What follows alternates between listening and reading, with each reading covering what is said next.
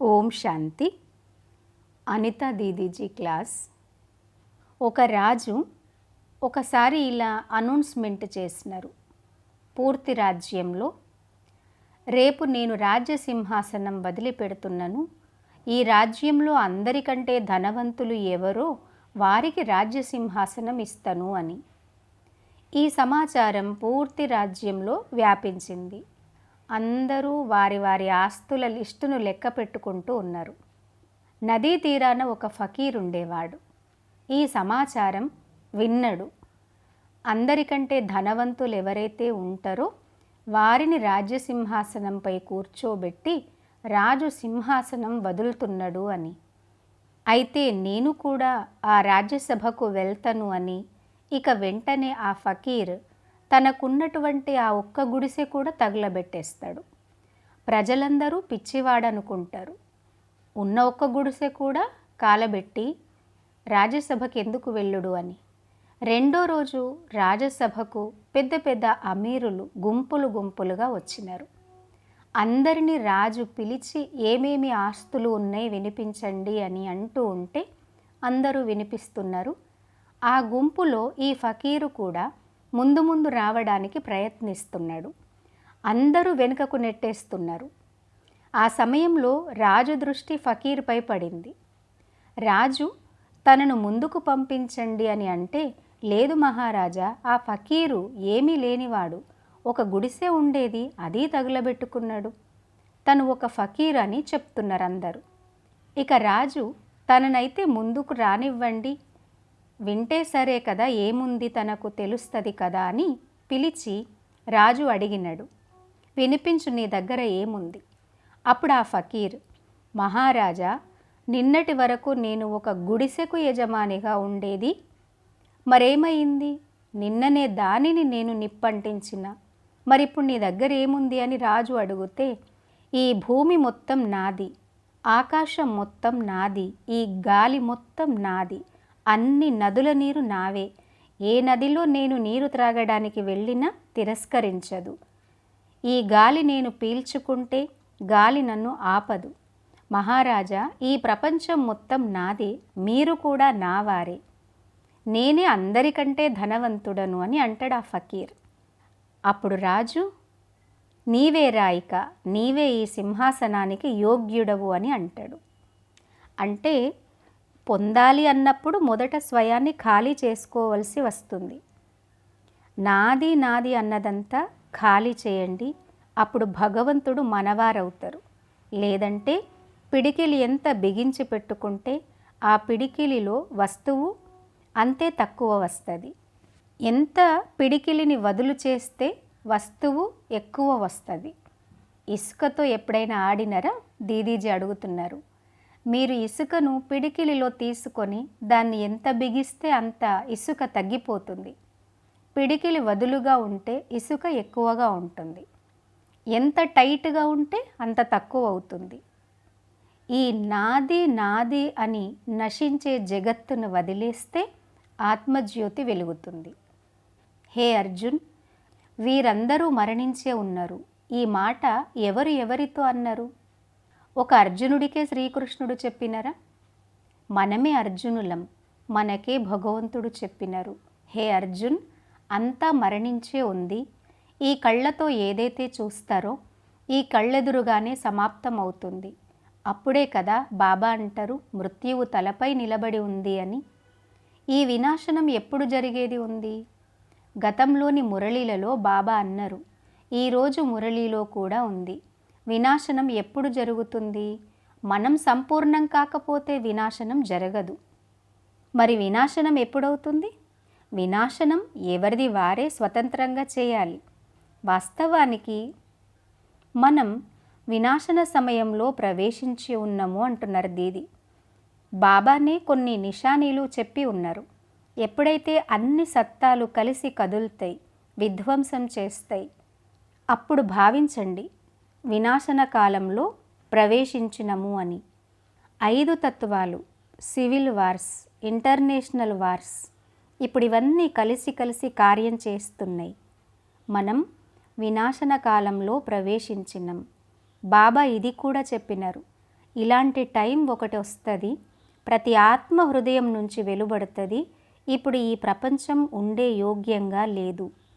ఇప్పుడు మీరు చూస్తున్నారు, హృదయం నుంచి ఇదే వెలువడుతుంది, ఈ ప్రపంచం ఉండే యోగ్యంగా లేదు. ఇది వినాశన సమయమే. బ్రాహ్మణ పిల్లలైన మనకు చేతావని. ఏం చేతావని? కేవలం నా కడుపు నింపుకోవడం కాదు. ఎంతమందికి తెలుసు కదా మీరు బ్రహ్మ కుమారీలు అని? మీకే యాదిప్పిస్తారు. అరే, మీకైతే భగవంతుడు లభించినరు, మీరు భగవంతుడిని చూసినరు, మీకు దొరికిన ఖజానా మాకు కూడా ఇవ్వండి. సుఖము, శాంతి, ముక్తి, జీవన్ముక్తి, మమ్మల్ని ముక్తిలోకి తీసుకువెళ్ళండి, మా చింతలు తొలగించండి అంటారు. మరి ఇంత సుఖశాంతుల ఖజానా స్టాక్ పెట్టుకున్నారా? మన చుట్టుపక్కల ఎవరైనా దుఃఖం అశాంతితో ఉంటే దూరం చేయగలుగుతారా? స్టాక్ నింపుకొని ఉన్నారా? లేదా మనమే మన చుట్టుప్రక్కల ఉన్న దుఃఖం అశాంతి ఉన్న వారికి ప్రభావితులమవుతామా? ఇప్పటి వరకు కూడా పరివారం వాళ్ళ యొక్క ఫిర్యాదులు చేస్తూనే ఉంటారు. దీదీ, మీతో కొంచెం మాట్లాడాలి. ఏమైంది అంటే, నా పతి తాగి వచ్చి నన్ను కొడుతున్నాడు, తిడుతున్నాడు. మరి అంటే ఆ ఇంట్లో ఉండడమే కష్టం, రోజు ఏడుస్తున్నాను, నా కొడుకు ఇలా అయినాడు, నా వాళ్ళు ఫలానా వారు దూరమైనరు, అందుకోసం నేను చాలా దుఃఖీగా ఉన్నాను, ఇలా అంటూ ఉంటారు. మరి దీది అంటున్నారు, ఎన్ని సంవత్సరాల నుంచి ఈ జ్ఞానంలో నడుస్తున్నారు అంటే 5 సంవత్సరాలు, 10 సంవత్సరాలు, 15 సంవత్సరాలు, 20 సంవత్సరాలు, ఇప్పుడు కూడా దుఃఖీగానే ఉన్నారు. ఫలానా ఉల్టా పనులు చేయడం వల్ల నేను చాలా దుఃఖీగా ఉన్నాను. దీది అడుగుతున్నారు, మరి 15-20 సంవత్సరాల నుండి జ్ఞానంలో ఉండి ఏం చేస్తున్నారు? జ్ఞానం ఏం నేర్పిస్తుంది? ప్రేమ సాగరుడు, సుఖ సాగరుడి నుండి ఇంత సుఖాన్ని నింపుకోండి. మీ చుట్టుప్రక్కల దుఃఖం వస్తుంది, అది మిమ్మల్ని ప్రభావితం చేయకూడదు. ఇందుకోసమే కదా మనం బీకే అయినాం కదా, లేదంటే ఎందుకోసమైనాం? ఇందుకోసమైనరా ఏంటి? నేను యోగం చేస్తాను, నా కొడుకు పాస్ అవ్వాలి, నాకు ఇల్లు తయారవ్వాలి, నా మనమరాలు మంచి ఇంటి వారితో వివాహం జరగాలి, అందుకోసమా? నా యుగల్ బీమారీ మంచిగా అవ్వాలి, ఫలానా వారు షరాబ్ బంద్ చేయాలి, దీనికోసం బీకే అయినరా? కాదు కదా. బీకే అంటే బ్రహ్మ సంతానం, సృష్టికి ఆది పిత. ఎలా తను జీవించి చూపించినరు అలా మనం జీవించగలగాలి. బాబా ఎలా నష్టో మోహ అయినరు. ఏ విషయం యొక్క ప్రభావం బాబాపై పడలేదు. ప్రజలు తిట్టడానికి వచ్చినరు, కోర్టు కేసు వేసినరు, చంపడానికి వచ్చినరు. బాబా సంతోషంలో మాత్రం ఏ మార్పు రాలేదు. బాబాను ఎవరూ ప్రభావితులు చేయలేకపోయినారు. కొడుకు యజ్ఞం వదిలి వెళ్ళినరు. 1 రూపాయి కూడా కొడుకుకు ఇవ్వలేదు టికెట్ కోసం. అప్పుడు బాబా అన్నారు, ఈ డబ్బులు ఈశ్వరుడి సేవలోనే ఉన్నవి, నీకు పని చేయవు అని. ఖాళీ చేతులతో వెళ్ళినారు. అయినా బాబాకు మోహం కలగలేదు. ఎన్ని ఒడిదుడుకులు వచ్చినాయి. బ్రహ్మ బాబాను ఎప్పుడు దుఃఖీగా చూడలేదు ఎవరు. ఎందుకంటే సుఖసాగరుడైన శివ్ బాబాతో లోపలి నుండి సుఖాన్ని నింపుకున్నారు. మన లక్ష్యం ఉండాలి, కర్మబంధనాలు తొలగించుకోవాలి, కానీ ఇంకా కర్మబంధనాలలో చిక్కుకోకూడదు. అందుకోసం పరివారంతో ఉంటూనే ఒక విషయంపై ధ్యానం పెట్టాలి. వీరందరూ ఆత్మ సోదరులు. ఎవరితో కూడా తీసుకునే విషయంలో గొడవలు పెట్టుకోవద్దు. ప్రాపర్టీ కోసం కేసులు వేయకండి. ఏది లభించినా పప్పు రొట్టె ప్రేమతో తినండి. కలియుగి వాయుమండలం యొక్క ప్రభావం పడకూడదు. వాయుమండలం నలువైపులా కలుషితం ఉంది, లోపలికి చొరబడుతుంది. కానీ మనం యోగులం. నేను బ్రాహ్మణ పిల్లలకు ఇదే చెప్తాను, పప్పు రొట్టె తినేంత ఉంది అంటే మిగతా చిక్కులలో వెళ్ళకండి. చిక్కులు అంటే సంపాదన యొక్క చిక్కులు. ఎందుకు గొడవలు చేసుకుంటారు? కొందరంటారు, మేము ఎక్కువ సంపాదిస్తే బాబా సేవ చేస్తాం కదా, అందుకోసం క్లాస్కు రావడం లేదు, అందుకోసమే సాయంత్రం యోగానికి రావటం లేదు, కొద్దిగా పనులు ఎక్కువగా చేస్తున్నాం, దానితో బాబా ఇల్లు తయారు చేసుకోవచ్చు కదా, అందుకోసం అప్పుడప్పుడు మురళి కూడా మిస్ అవుతుంది, అందుకోసం అమృతవేళ కూడా మిస్ అవుతుంది. మేము బిజినెస్లో ఇంత బిజీ అయిపోయినాం, ఈ సంవత్సరం మధువన్ కూడా వెళ్ళలేము. కానీ బాబా కార్యం కోసం సంపాదించడం అవసరం కదా అని అంటారు. మరి దీది అడుగుతున్నారు, మరి మంచిగా చేస్తున్నారా అలాంటి వాళ్ళు? అలా చేయడం మంచిదా? యజ్ఞం కోసం మంచిదే కదా అనుకుంటారు, ధనం వద్దా ఏంటి అని. ఇలా ఎవరైతే సంపాదిస్తారో వాళ్ళు ఎప్పుడూ యజ్ఞంలో పెట్టలేరు. ఎప్పటి వరకు ఆదాయం పెరుగుతూ ఉంటుందో వారి ఖర్చులు కూడా అంత పెద్ద పెద్దగా ఆలోచిస్తారు. అది కూడా వారికి తక్కువే అనిపిస్తుంది, ఇంకా కావాలి ఇంకా కావాలి అనిపిస్తుంది.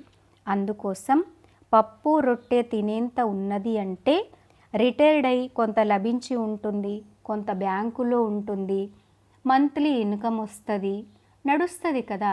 అలాంటప్పుడు సంపాదన గొడవల్లోకి వెళ్ళకండి, వెళ్ళకూడదు. జ్ఞానయోగాలు సేవలో తమ శక్తులను పెట్టాలి. ఎందుకంటే కలియుగి వాయుమండలం చాలా కలుషితమయ్యింది. బయట ప్రపంచంలో వెళ్తారు, సాంగత్యం యొక్క రంగు పడుతుంది. సాంగత్యం యొక్క రంగు ఇవ్వాలి, తీసుకోకూడదు. ఇవ్వటానికి శక్తులను కాపాడుకోవాలి. శక్తులను కాపాడుకోవటానికి చాలా ఎక్కువ అభ్యాసం రోజు కావాలి. ప్రతి బిడ్డకు ప్రతిరోజు కావాలి. కనీసం 1 గంట కూర్చొని పురుషార్థం చేయాలి. లేదంటే కలియుగి ప్రపంచం యొక్క ఇన్ఫెక్షన్ చాలా చెడ్డది. ప్రపంచం అతీతమో ప్రధానత వరకు చేరుకుంది. మనందరి ముట్టిలో పూర్తి పాపం యొక్క కుండ ఉంది, పిడికిలిలో ఉంది. ఏంటది? అదే మొబైల్. ప్రపంచంలో జరిగే ప్రతి పాపం కనబడుతుంది, లభిస్తుంది. ఎంత చూడాలంటే, ధారణ చేయాలనుకుంటే, మనస్సు బుద్ధిని బలహీనం చేయాలనుకుంటే చేసుకోవచ్చు. కొందరు అంటారు, మేము క్లాసులు వింటాం కదా, మేము మురళి రోజు వింటాం, మొబైల్లో కామెంటరీ వింటాం, సాయంత్రం యోగం చేస్తాం. సరే, మంచిది, ఇవన్నీ చేస్తారు. కానీ దీనితో పాటు చెత్తా చెదారం అది కూడా కనిపిస్తుంది. దాని బటన్ నొక్కుతారా, దాని నుండి కాపాడుకుంటారా? మనందరం విని ఉన్నాం కదా, అమృతంతో నిండి ఉన్న కుండలో విషం చుక్క ఒక్కటి పడ్డా ఏమవుతుంది?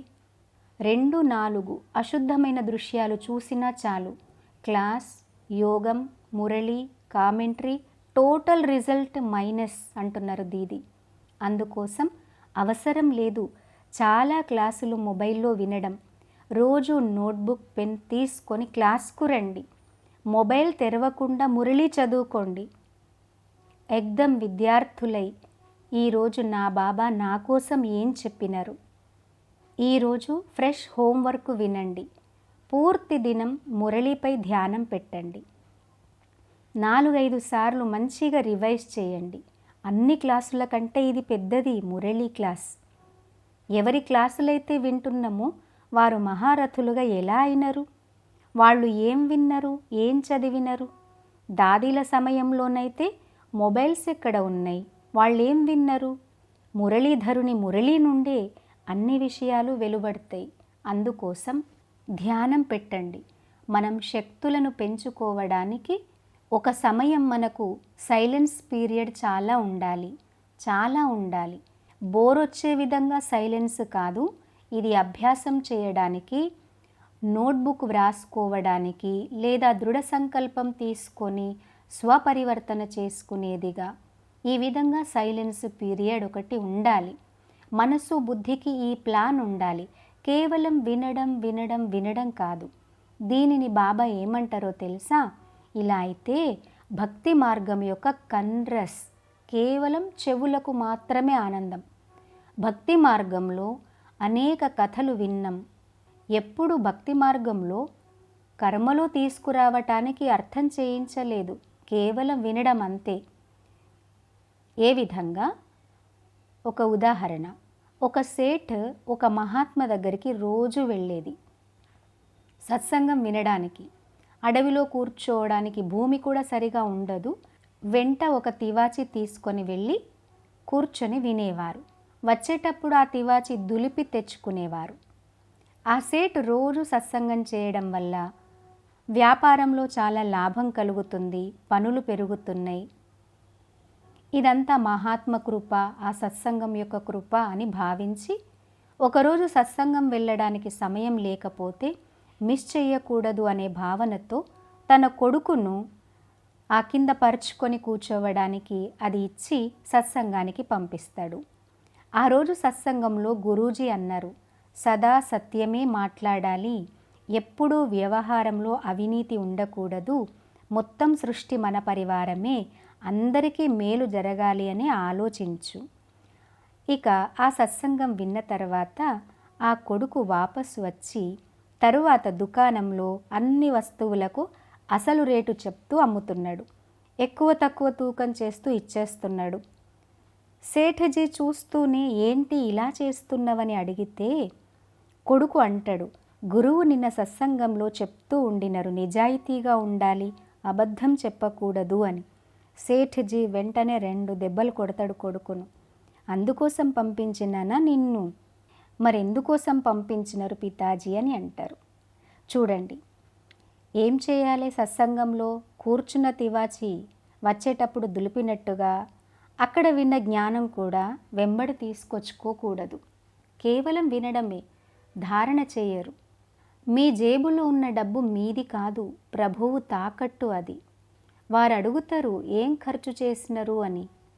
ఇప్పుడు జేబులో డబ్బులున్నాయి, దానివల్ల 5,000 పర్సు, 10,000 రూపాయల చెప్పులు, 20,000 రూపాయల కోట్, ఇవన్నీ ఎందుకు ఖర్చు చేయడం? డబ్బులున్నవి అంటే విశ్వ కళ్యాణం చేయడం అవసరం ఉంది. మీ పవిత్ర ధనంతో లిటరేచర్ ఖరీదు చేసి పంచండి, సెంటర్స్ తెరవండి, ఆత్మలను పావనంగా చేయడంలో పెట్టండి. అన్నీ కొనడం తక్కువ చేయండి, ఫ్రెండ్షిప్ తక్కువ చేయండి, మిత్ర సంబంధీకులను తక్కువ చేస్తూ పోండి, లేదంటే ఇబ్బందులు ఏర్పడతాయి. మొదటి నుండి ఉన్న లెక్కాచారాలు సమాప్తమే చేయలేదు, ఇంకా క్రొత్తవి ఎందుకు తయారు చేయాలి? ప్రతి కొత్త సంబంధం కొత్త లెక్క తయారవుతుంది, దాన్ని పూర్తి చేసుకోవాల్సి ఉంటుంది. అందుకోసం సంభాళించుకోండి.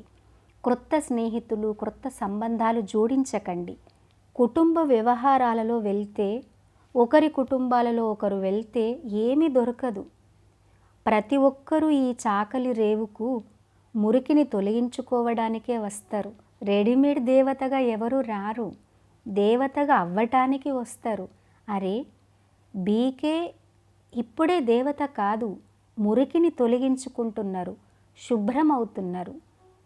ఎలా అనుకున్నారు మీరు మొత్తం సంపూర్ణమైనరని? మిమ్మల్ని మీరు చూసుకోండి. ఇన్ని సంవత్సరాల నుండి వస్తున్నారు, సంపూర్ణమైనరా? అన్నింటినీ తక్కువ చేయండి. చూడటం, వినడం, చేయటం, మాట్లాడడం, తినడం, పడుకోవడం, ఖర్చు చేయడం, అన్నిటినీ సంబంధాలు తక్కువ చేసుకోండి. లౌకిక సంబంధాలు తెంచుకొని ఇక్కడికి రావడం కాదు, తప్పకుండా సంబంధాలు నిలుపుకోవాలి. క్రొత్తవి ఇప్పుడు వద్దు. లౌకిక ప్రపంచం అంతా దుఃఖదాయి అయిపోయింది.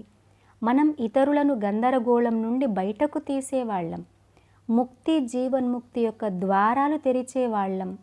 మనం ఇవన్నీ విషయాలలో వెళ్ళటం శోభించదు. అనంత శక్తులను ఇచ్చే తండ్రి మన తోడు నిలుపుకుంటున్నారు. చెప్పండి, తోడు మిస్ అవ్వకూడదు. ఒక సమయం ఇలా వస్తుంది, బాబా న్యారా అవుతారు. మీరు పిలిచినా వారు వినలేరు. ఒక సమయం ఇలా వస్తుంది. నేనేదైతే ఇవ్వాలనుకున్నానో అది ఇచ్చినను, తర్వాత మీ అదృష్టమని అంటారు బాబా. కొన్ని ఘడియలే మిగిలి ఉన్నాయి వారి నుండి అన్నీ తీసుకోవడానికి. అందుకోసం అంతర్ముఖి అయి ఆత్మజ్యోతి వెలిగించి లోపలి నుండి సుఖం, ఆనందం అనుభవం చేస్తూ వెళ్ళండి. శాంతి పెంచుతూ పోండి, ఆత్మిక ప్రేమ పెంచుతూ పోండి. బాబాతో సంబంధాల అనుభూతి చేస్తూ వెళ్ళండి. ఓం శాంతి.